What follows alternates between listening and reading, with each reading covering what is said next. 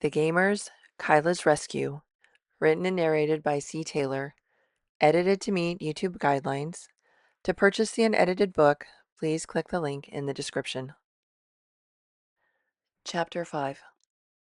Sky spent the rest of the afternoon in her apartment, reviewing the healing manuals and getting familiar with equipment in her portable pack. Next, she went through all the virtual training offered for her chosen profession. She completed all requirements to be a master healer by that afternoon. Not that it would do her any good, she just needed the distraction before her worry for Kyla made her go crazy. The alert finally sounded. Sky tapped the screen to let Rylan in. "Hey, well rested?" she asked as he walked to where she was sitting in the kitchen.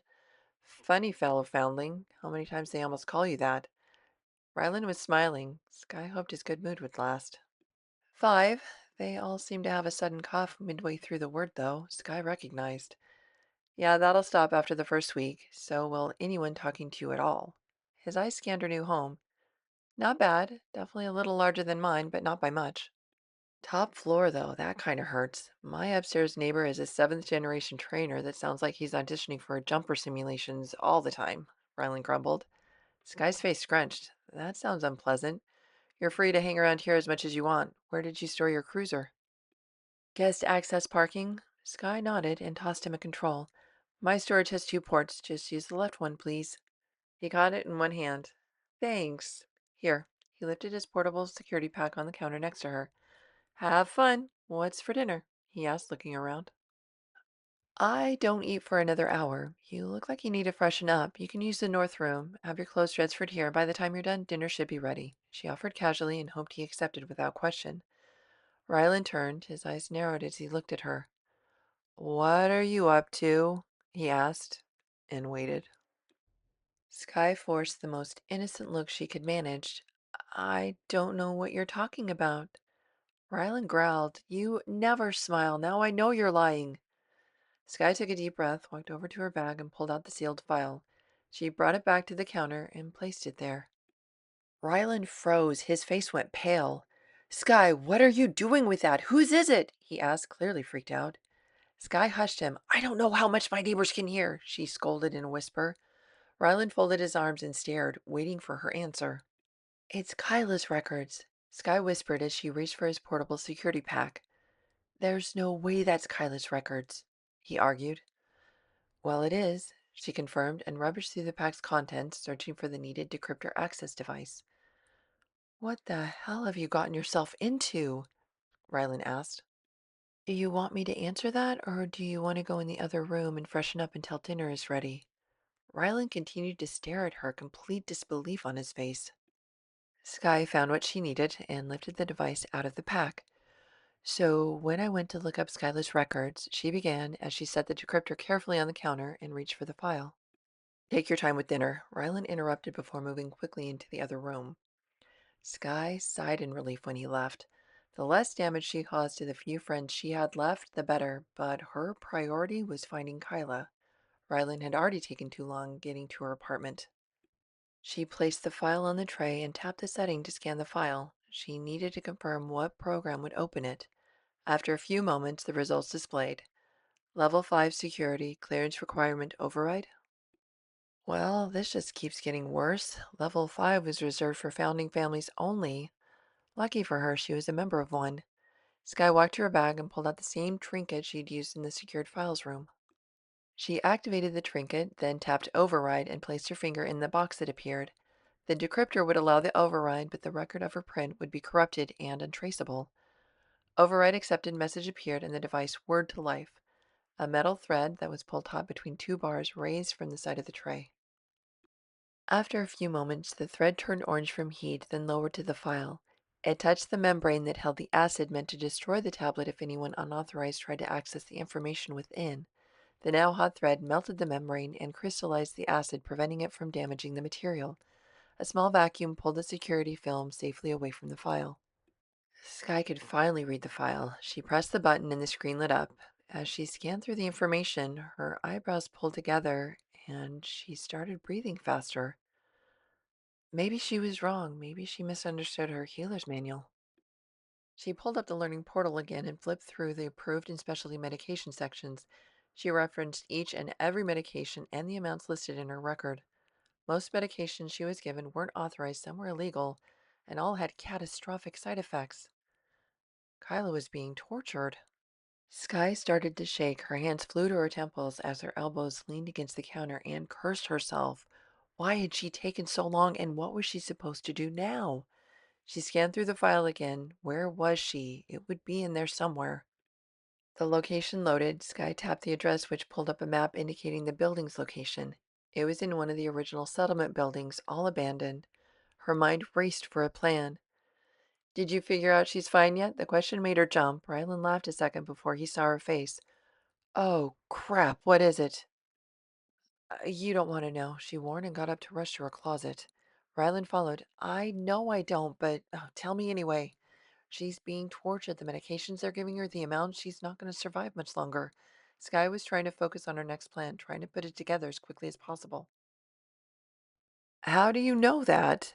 Because I mastered the whole healer's manual waiting for you to get here, but just to be sure, I double checked. The information kept rushing out, her distraction preventing her from being careful with her words.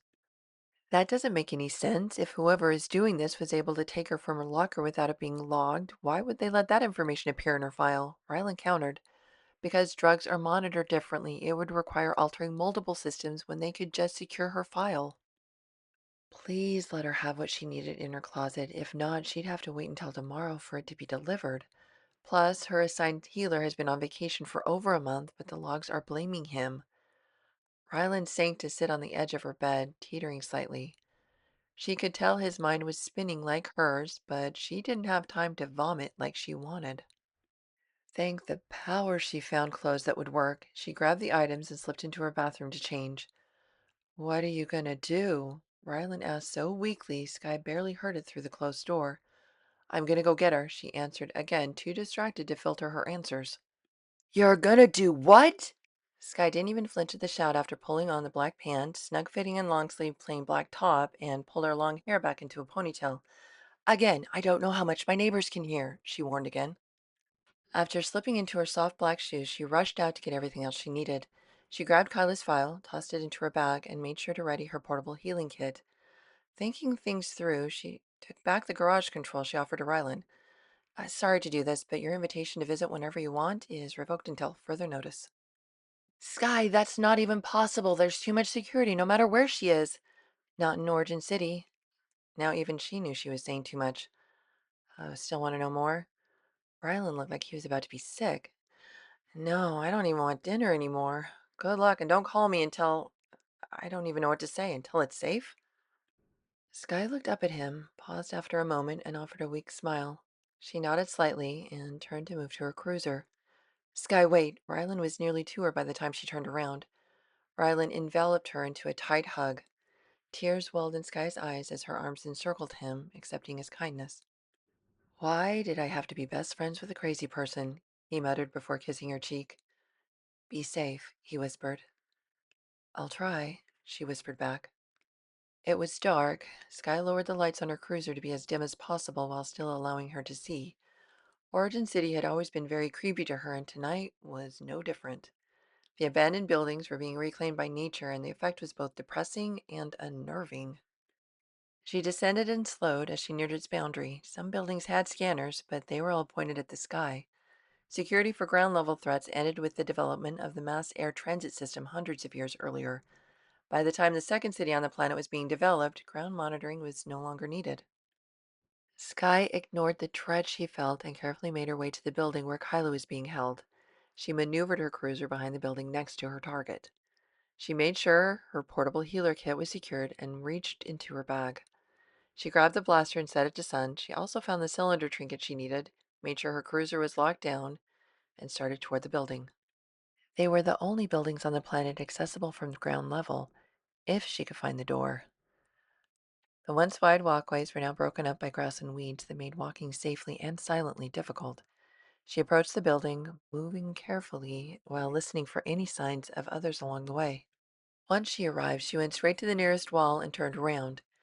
With her back against the wall, she raised the blaster first and then the cylinder next to it.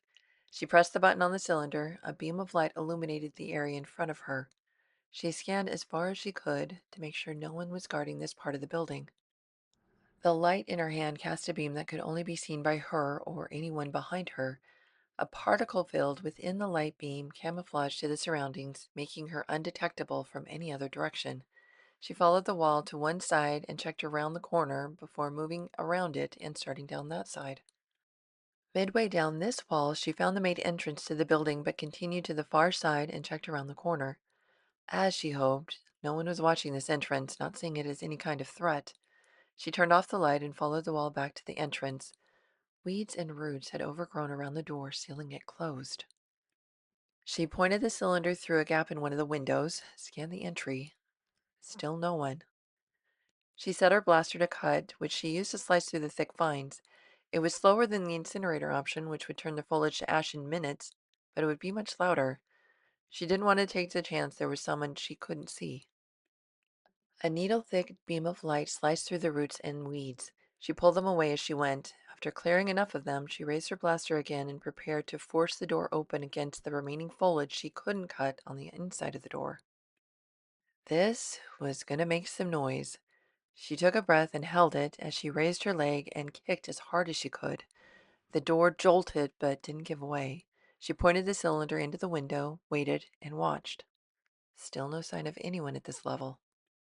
She let out her breath and took another kick, and the door lurched open enough. Again she scanned. No one. She let out her breath.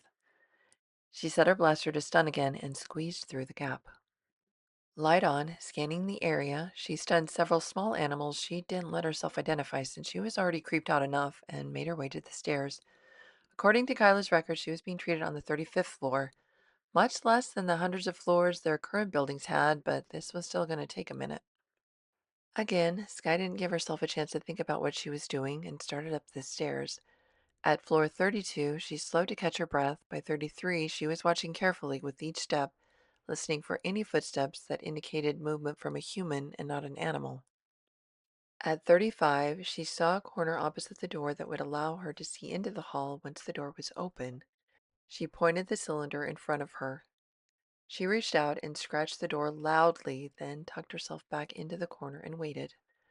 The old-fashioned door handle rattled, slowly turned, and finally opened.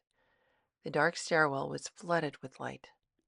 One man wearing a Baron Moray guard uniform stepped into the stair landing and started looking around. Through the gap in the door, she saw two other guards surrounding a door slightly further up the hall. That must be the room. Sky felt herself go pale. Baron Moray's guard unit was the best trained unit on the planet, and therefore some of the best in the known universes. Sky would need to get through them to get to Kyla. Her hand shook. She was terrified. The guard stepped back through the door, and the stairwell was plunged into darkness again. Sky slowly and silently sank to the floor, pulled her knees to her chin, and hugged them. What was she doing? Stepping through that door would be irreversible. If caught, she would be exiled from the planet. That's if she survived at all. Baron Moray seemed committed to no one knowing anything about what was happening in that room, so with any luck, if this went bad, they would deal with her quietly, which wouldn't harm her family. And no matter the consequences, she knew she had to try. With that thought in mind, Sky pulled the long neck portion of her shirt up and over her mouth and nose. She set the timer on her timekeeper to 65 parlongs. That's how long they would be stunned once the first one fell. She set her blaster to quick charge for fast repeat use, took a deep, calming breath, got back to her feet, and reached for the door. She scratched louder, adding a thump to make sure the guard would investigate again, then tucked back into the corner and aimed. The moment the guard opened the door, she fired. The guard dropped, blocking the door open as she planned. From her same position, she raised her aim. The guards in front of the door moved towards their fallen brother. Once they were inside of the door, she fired twice. Both guards dropped. She waited from her position. She heard no movement, didn't hear any alerts from the communication pods on the guard at her feet. She wanted to take a little longer to make sure she was safe, but the guards wouldn't be stunned forever. She bent down, keeping aim down the hall, and searched the guard for his communicator. When she found the pod, she lifted it and clipped it to her waist. Cautiously, she stepped over the guard at her feet, quickly scanned up and down the hall before making her way to the door blocking the room she needed. She pressed herself against the wall at the side of the door, opposite from where the guards lay on the floor, and activated her cylinder. She reached down, tapped the button at the side of the guard's communicator pod 2 times, the universal signal for extreme emergency, raised her hand so the light was in front of her to completely conceal her location again, and waited. She knew this would draw every remaining guard out of the room save one that would stay with the Baron. The door swung open, their fallen brothers littered the hall, and the guards followed the trail that led to the still open stairway door. She waited until the first guard was nearly to the stairway before she started firing. The first two dropped before any of them reacted. One more before they could completely turn around, one more before they were able to draw their weapons, and the last two after they started to search for their attacker, unable to see anyone. Then she waited again. No other guards came out. The sheer number of them piled in the hall had the corner of her mind she always ignored worried. What would she find on the other side of the door? She checked her timekeeper. 61 parlongs left. She had to move. Taking another deep breath, she stayed crouched down, cylinder in front of her, and reached for the doorknob, turned, and pulled it open. One shot slammed the opposite wall. The impact exploded shards everywhere, and Sky shielded her eyes the moment she saw the red flash. That weapon was not set to stun, but it came straight through the opening, meaning the guard was in line with the opening on the other side. Sky dropped to the ground and kicked off the wall. Her head passed in front of the door as her body slid on its smooth surface. With the light in front of her, she saw the last guard and shot. He dropped. She reached out her fingers, holding the cylinder, and pressed them to the floor, adding friction that slowed her upper body, allowing her legs to slide around while keeping her head at the door to scan the room until her legs were on the other side of the door and she could push up to her feet from the opposite side. Another glance at her timekeeper, 59 parlongs. She entered the room and quickly scanned. The room was bright, new equipment, a simulation station in the middle, red stains on the chair cushions, and splatters on the screen. Another monitor station by the wall. She didn't see anyone else in the room. She listened. Panicked, muffled breathing was coming from the next room. She aimed her blaster and the cylinder toward the room. She had to lower one of her hands to work the knob. She chose the hand holding the cylinder. She slowly turned that knob and snapped the door open quickly. Baron Rue Morey was cowering behind a small cargo unit. His hand shot up the moment the door opened. "Please don't hurt me! Please don't hurt me!" he just repeated over and over. "Where's Kyla?" she ordered, forcing her voice deeper and raspy as disguise. Baron Morey paled. "How did you know her name?" "Where is she?" she repeated. The Baron flinched, shaking. He pointed into the cargo hover unit. Sky glanced in and saw Kyla, motionless, lying in the unit. "What have you done to her?" she asked sharply, focusing back on the whimpering man still crouched on the floor. "Nothing. She's just sedated for transport." Sky paused. "What do you mean?" "She was resistant and your man insisted she be taken to the port. I assumed you wouldn't want any issues with security." Sky's eyes narrowed, not sure if she could trust him, but that was the direction she knew rescuing Kyla would eventually lead to. She was going to hide Kyla in her apartment until she could figure out transport. Her hand started to shake. Was she really ready to leave tonight? Not letting herself think too much, she forced herself to ask, "Repeat the instructions for the port exchange." His lips quivered, but he didn't speak. She stepped forward and thrust the blaster against his head. "Pilot Decker, his ship is in Hangar 24, he blurted out and started to cry. Sky unconsciously nodded, processing the information. She looked back at the cargo unit, saw the credentials already programmed into it, but not seeing something Kyla would have needed to survive the trip in the unit. "Where's the air bomb?" she asked him coldly. This shocked the Baron silent. "What?" he asked innocently. "You know, the air bomb so she doesn't suffocate once the unit is sealed." His face told her everything she needed to know. I, it, I mean, it's in there somewhere," he struggled. "Transportation card," she demanded. Baron Morey's hand shot out, giving Sky the needed item. Sky's eyes narrowed. "Don't worry, I'll make sure she makes it," she said, and shot. The Baron's terrified look frozen on his face as he fell. Sky checked her timekeeper, 55 parlongs left. She checked Kyla. She was breathing and felt her heartbeat. That was all she had time to before she got behind the cargo unit and pushed. Stepping over the fallen guard, she made her way to the larger cargo lift and took it to the roof. As she thought, a cargo transport was stationed at one corner. She ran toward it, pushed the cargo up the already open ramp, hand closed in a fist. She hit the control to close the ramp and seal the ship. She maneuvered the cargo unit into one of the holding bays and made sure it was secured. She ran to the pilot pit and sat in front of the controls. She fired up the engines and waited to make sure she didn't get dizzy. So far, she hadn't felt dizzy from actual transports like she did from the simulations, but she was still careful to check before she moved.